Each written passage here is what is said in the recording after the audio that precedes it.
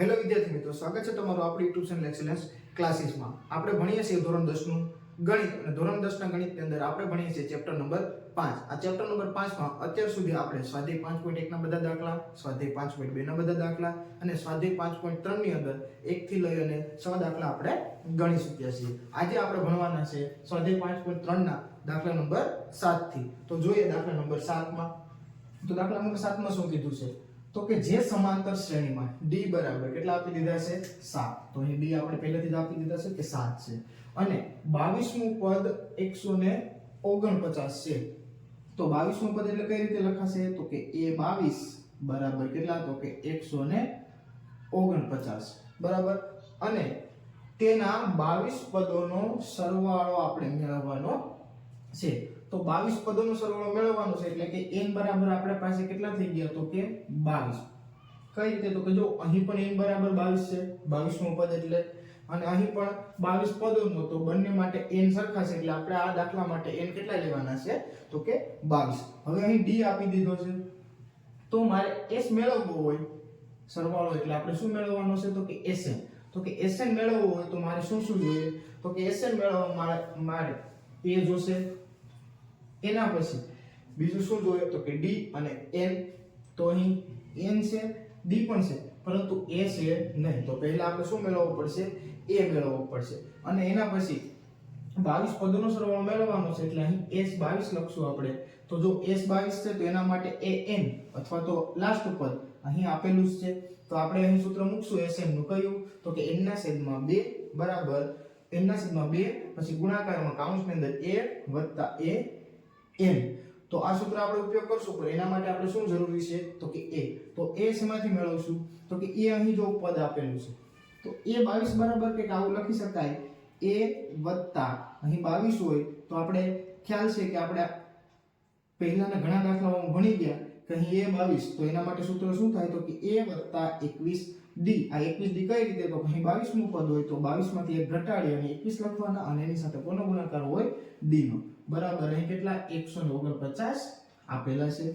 d ની કિંમત આપણે આપેલી છે 7. તો અહીં a વત્તા 21 અને d ની જગ્યાએ 7 બરાબર 149. a ને કરતા કરીએ તો આ પ્લસ છે, સામે જશે. સૌપ્રથમ આનો ગુણાકાર કરી નાખીએ તો કેટલા થઈ જશે? તો કે 21 + 147 બરાબર સામે 149. આ પ્લસ છે, સામે જશે એટલે માઈનસ થશે. તો a બરાબર આ 149 એમના એમ આવશે એટલે -147. તો 149 માંથી 147 બાદ કરશું તો કેટલા બચશે? તો કે 2. તો a આપણે કેટલા મળી જાય છે?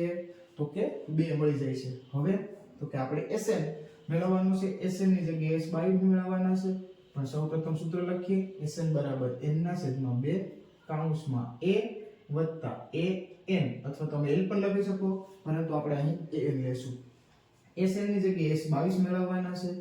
તો અહીં n ની જગ્યાએ 22/2 કૌંસમાં a કેટલા મળ્યા આપણે? તો કે 2 વત્તા an. તો an કેટલા છે? 149.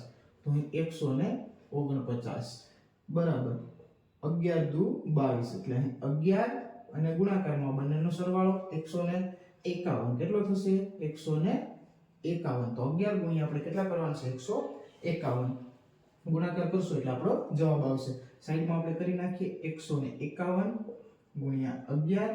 તો અહીં શૂન્ય મૂકશું 1 5 1 બસ એવી જ રીતે 1 5 1 આવશે 1 6 6 1 એટલે કેટલા થઈ જશે? તો કે અહીં જવાબ આવશે 1661 એટલે કે 1661 એટલે કે s22 પદોનો સરવાળો કેટલો આવશે? તો કે 1661. આપણે આવી રીતે લખી દઈશું શ્રેણીના 22 પદોનો સરવાળો 1661 થશે. તો અહીં દાખલા નંબર 7 માં આપણે a મેળવવાનો થશે અને એના પછી જ આપણે જે સરવાળો મેળવવાનો કીધો છે 22 પદનો એ મળશે. અને કેટલો મળશે? તો કે 1661. ચાલો તો જોઈએ હવે દાખલા નંબર 8. દાખલા નંબર 8 માં શું કીધું છે? સમાંતર શ્રેણીનું બીજું અને ત્રીજું પદ અનુક્રમે 14 અને 18 હોય તો તેના પ્રથમ 51 પદોનો સરવાળો મેળવવાનો છે. એટલે કે અહીં સરવાળો Sn આપણે મેળવવાનો છે કેટલા પદોનો 51, એટલે કે n આપી દીધો છે અને Sn આપણે મેળવવાનો છે. બાકી અહીં શું આપેલું છે તો કે બીજું પદ. તો આ બીજું પદ કેટલા છે 14 છે અને અનુક્રમે લીધેલું છે એટલે કે અહીં બીજું પહેલા આવે છે તો અહીં 14 આવશે, એ એનો જવાબ થશે. એટલે કે અહીં A2 બીજું પદ કેટલા આપેલા છે તો કે 14 અને ત્રીજું પદ કેટલા આપેલા છે તો કે 18, એટલે કે A3 બરાબર કેટલા આપેલા તો કે 18 આપેલા છે. અને સરવાળો Sn આપણે મેળવવાનો છે તો કે Sn બરાબર પ્રશ્ન ચિહ્ન પણ Sn તો n ની જગ્યાએ કેટલા પદો 51. તો અહીં આપણે આવી રીતે લખશું કે S51 આપણે મેળવવાનો છે. એટલે કે અહીં n બરાબર શું આપી દીધા છે તો કે અહીં n બરાબર 51 આપણે આપી દીધા છે. તો હવે શું જરૂરી છે તો કે S નું સૂત્ર મુજબ આપણે વાત કરીએ તો અહીં આપણી પાસે શું હોવું જોઈએ તો કે A હોવું જોઈએ અને D પણ હોવો જોઈએ, અથવા તો એના સિવાયનું એક સૂત્ર છે જેની અંદર લાસ્ટ પદ આપણે ખબર હોવી જોઈએ an. તો અહીં એના કરતા આપણે આ D વાળું સરળ પડશે. તો અહીં આપણે આ બે A અને D એ બે વસ્તુ આપણી પાસે હોવી જોઈએ. n આપી દીધેલો છે અને Sn આપણે મેળવવાનો છે. તો અહીં આ બે વસ્તુ આપી છે એની ઉપરથી આપણે A અને D મેળવી શકીએ.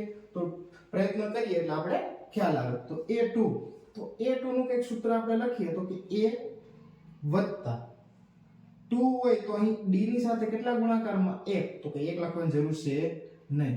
તો અહીં A વત્તા D બરાબર કેટલા થઈ ગયા 14. A3 તો A3 નું સૂત્ર અહીં નીચે જ બનાવશું જોજો. તો A3 તો શું થશે તો કે A વત્તા અહીં 3 હોય તો અહીં કેટલા D આવશે 2D. તો અહીં 2D બરાબર કેટલા આપી દીધા છે 18.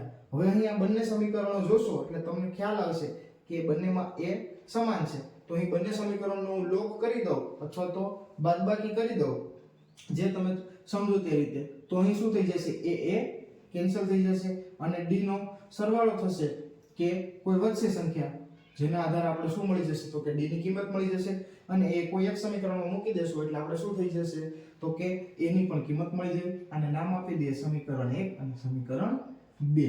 તો અહીં વ્યવસ્થિત રીતે લખીએ શું કરવાનું છે તો કે સમીકરણ 2 મોટું છે એમાંથી સમીકરણ 1 બાદ કરી દઈએ. તો અહીં લખીશું સમીકરણ 2 માંથી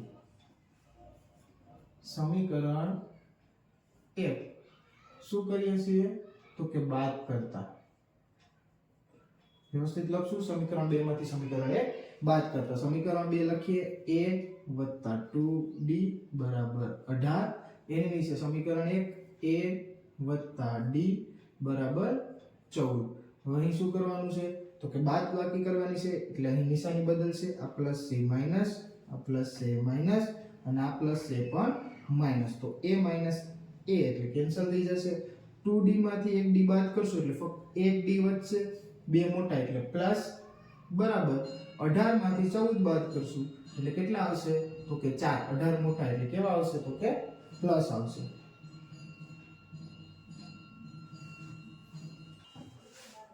તો હવે D ની કિંમત આપણે ક્યાં મૂકી દેશું તો કે D ની કિંમત આપણે કોઈ પણ એક સમીકરણમાં મૂકી દઈએ. તો સમીકરણ 1 નાનું છે તો આપણે D ની કિંમત ત્યાં મૂકી દઈએ. તો આવી રીતે લખશું કે D ની કિંમત સમીકરણ 1 માં મૂકતા. તો અહીં સમીકરણ 1 A વત્તા D તો D ની જગ્યાએ કેટલા મળ્યા આપણે 4 અને બરાબર કેટલા આપેલા છે 14. તો અહીં લખી દઈએ 14. તો A બરાબર આપણે કેટલા મળશે તો કે આ પ્લસ છે સામે જશે એટલે માઈનસ થશે.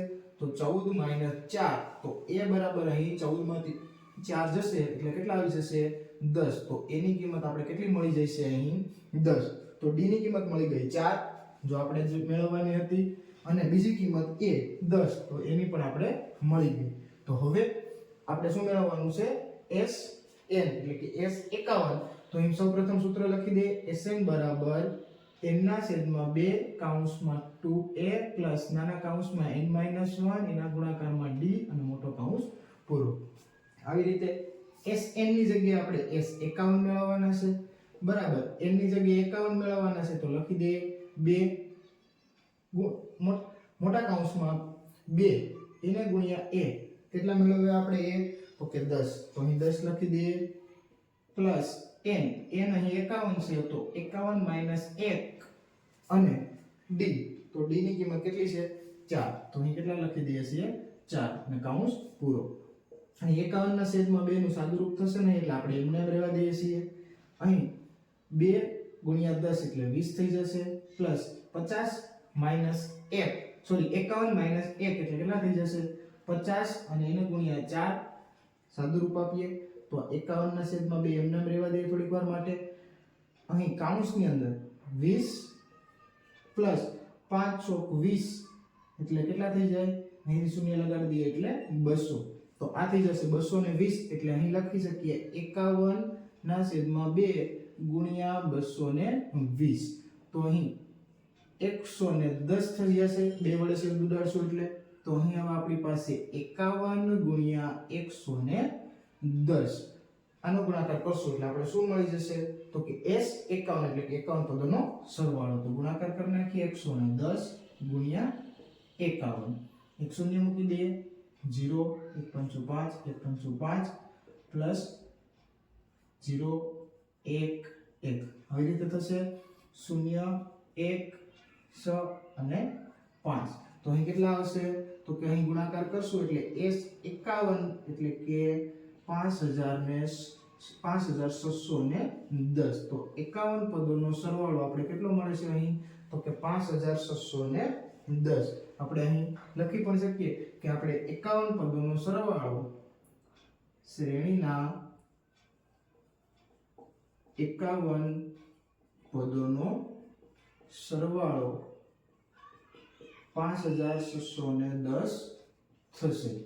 તો અહીં સ્વાધ્યાય 5.3 ના દાખલા નંબર 8 માં શું જવાબ મળે છે આપણે તો કે 5610. તો આ વિડિયોમાં આપણે અહીં સુધી રાખીશું. આગળના દાખલા હવે આપણે જોઈશું આગળના વિડિયોમાં.